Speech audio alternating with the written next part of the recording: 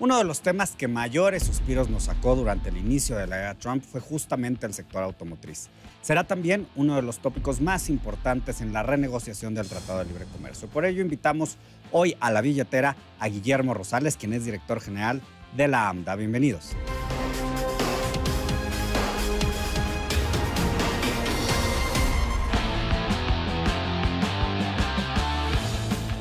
La industria automotriz es clave para el desarrollo económico de cualquier país y especialmente para México. También lo es para la renegociación del Tratado de Libre Comercio con América del Norte. Por eso invitamos hoy en la billetera a Guillermo Rosales, quien es director general de la Asociación Mexicana de Distribuidores de Automotores. Bienvenido, Guillermo. Muchas gracias. Guillermo, qué bueno que estás con nosotros. Muchas gracias. Gracias, Mauricio.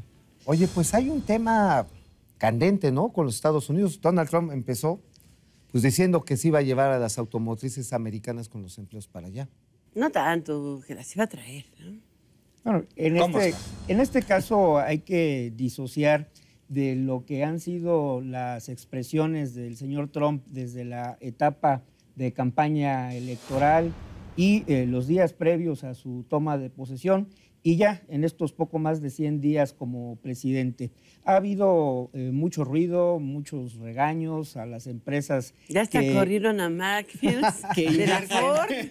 Que invierten en México y con foco en la industria automotriz. ¿Por qué esa atención a los vehículos producidos en México?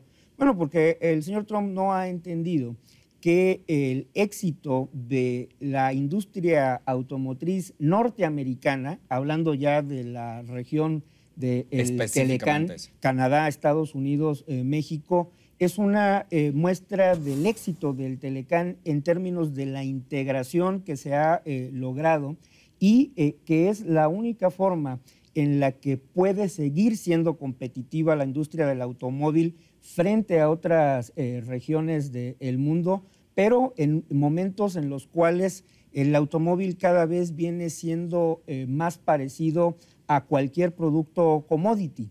Los márgenes de utilidad en los vehículos cada vez son menores, la competencia es extrema, los adelantos tecnológicos se dan a un ritmo que difícilmente soporta la recuperación de la inversión si no tienes alineados tus costos y tu productividad de tal suerte que permita al negocio seguir floreciendo. Y esto se ha logrado justamente ubicando las plantas de producción de autopartes y las plantas manufactureras ensambladoras de vehículos. En México. En México. Ahora, aprovechando esta respuesta, platícanos cuántas plantas hay establecidas y de dónde es originaria la inversión. Porque puede haber, por ejemplo, tenemos 3 armadoras norteamericanas, japonesas, coreanas, pero cuando uno piensa también en toda la red de componentes, ¿no? Las autopartes, llega a ser el doble de la industria de armado y el valor agregado es muy alto. Muy alto y en este sentido... ¿Por qué no nos das las cifras duras? Mira, en lo que tiene que ver, por ejemplo, con la producción de vehículos, llegamos ya el año pasado a 3.6 millones de unidades ensambladas en nuestro país.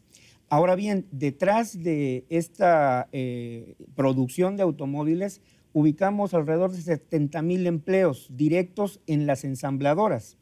Pero ya cuando sumamos justamente la cadena de proveeduría, pues tenemos que la industria de autopartes ubicada en nuestro país genera 10 veces más empleo. Órale. Wow. Entonces, por cada empleo que estamos 700,000 generando en las ensambladoras, detrás de ello hay una cadena de proveeduría que viene acompañando a las propias ensambladoras desde los lugares de origen de la marca y además sumando una cadena de proveeduría local. Y en este punto es donde tenemos mucho por avanzar. Como ustedes saben, sigue siendo bajo en términos de la participación el valor agregado mexicano. Estamos hablando de un promedio de un 35% del valor de un vehículo ensamblado en México que se origina en nuestro país. ¿Y a Hablando cuánto de términos deberíamos de promedios. aspirar? Porque Bueno, 35 es poco, pero ¿cuál es lo ideal? En una comparativa, y esto es algo que desconoce o no hace suficiente caso el señor Trump, de este 35% que se agrega de valor en México a un vehículo manufacturado en México, un 40% viene De la región Norteamérica. de Estados Unidos. Ah, No me digas. De Estados Unidos, O sea, de las- más lo que se agrega de Canadá y el resto de múltiples países que participan dentro de la ¿y de México, proveeduría. México?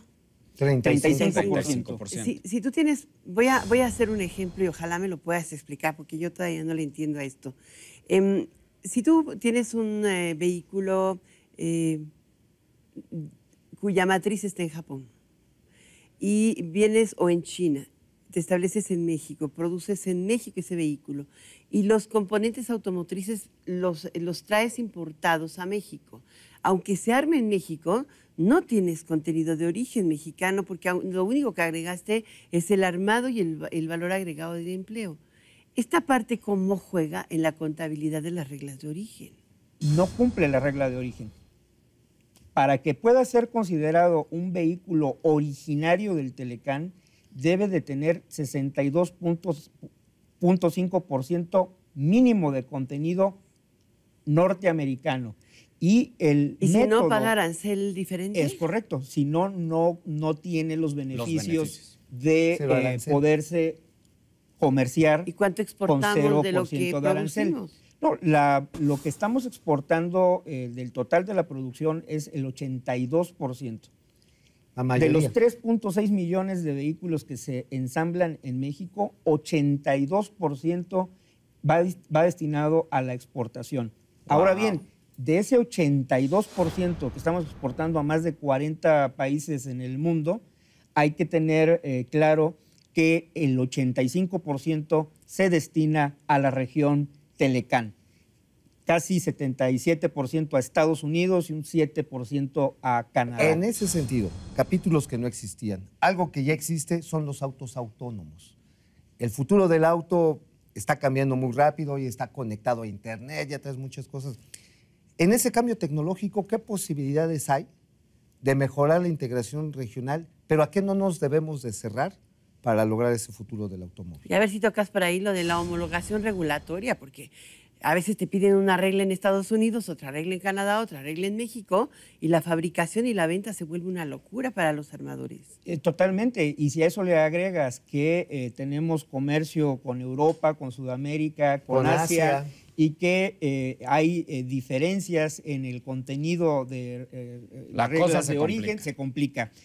Yo creo que debemos de tener una apertura para apostar en esta modernización del Telecán que nos permita algo como es el comercio electrónico, que no existía hace 25 años.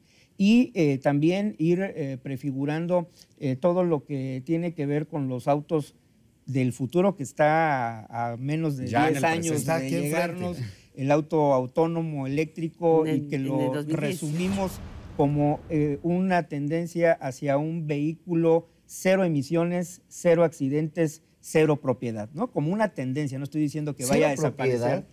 Todo lo que son las iniciativas de De compartir. economía compartida, ¿no? Y cuando se negoció el Telecán hace 25 años, se dejó un margen, por ejemplo, para el comercio de vehículos usados de 15 años. Únicamente se estableció ese mismo plazo de desgravación para el maíz por el significado que tiene Ujú, en claro. nuestra cultura y en nuestra política y en nuestra economía. En el caso de los vehículos, el plazo para vehículos usados se estableció tan largo para dar tiempo a que se homologaran las regulaciones Interesante. en términos de emisiones contaminantes, en términos de las especificaciones de los vehículos De y las también de la condiciones seguridad, las físico-mecánicas. condiciones físico-mecánicas. Han transcurrido 25 años de esa negociación, ¿Y qué pasó? 23 de la entrada en vigor del tratado, y es el momento en que en México no tenemos un sistema de inspección técnica vehicular, no existe una norma oficial mexicana de condiciones físico-mecánicas. Esto es uno de los retos de la industria automotriz frente a el Tratado de Libre Comercio de América del Norte. Pero también la AMDA ha mencionado que el riesgo no está en esa negociación, sino acá.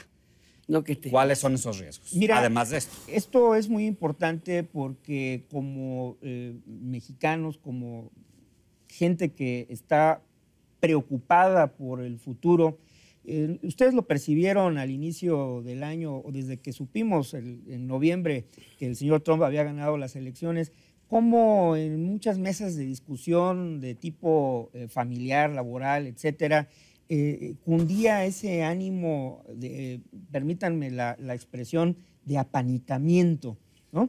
Y cuando en realidad tenemos una economía pujante que ha seguido creciendo, la industria automotriz es un ejemplo de ello, pero tenemos retos internos que no tienen nada que ver con las actitudes o los humores del señor Trump y que son los que nos toca a nosotros como mexicanos superarlos. A ver, ¿cuáles son los 4, para no ponerlo en 3, 4 retos precisamente que debemos de atender para apostar a que esta industria se va a consolidar? La industria automotriz tiene todas las condiciones para seguir creciendo. Necesitamos mejorar la infraestructura.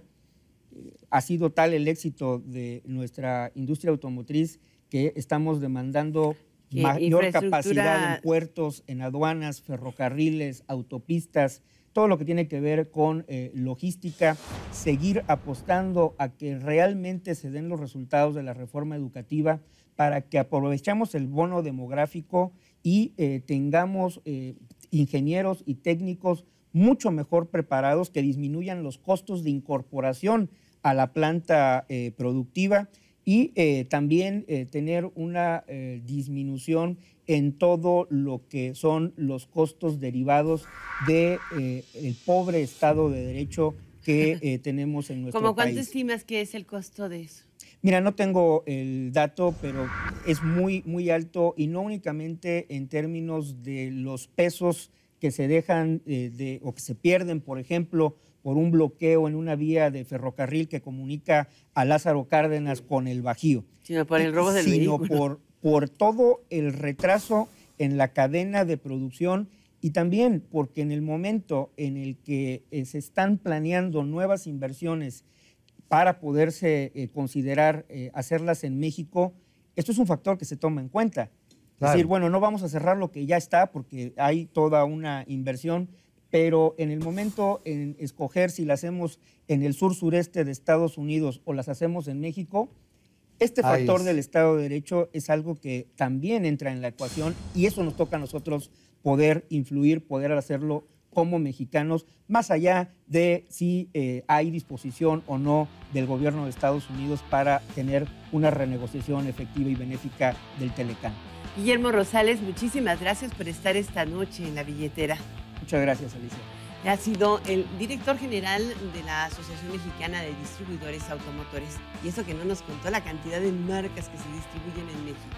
En el mercado interno es otra cosa. Gracias, Guillermo. Gracias.